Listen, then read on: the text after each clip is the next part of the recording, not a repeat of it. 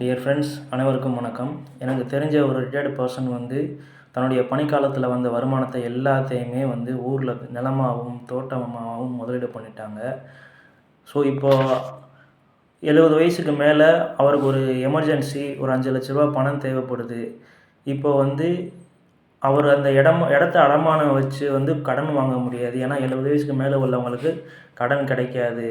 ரெண்டாவது, அந்த இடத்த விற்கக்கூட முடியாது. ஏன்னா அவசரத்துக்கு வாங்குறதுக்கு ஆள் வர மாட்டாங்க. அந்த இடத்த பாதியாகவும் விற்க முடியாது.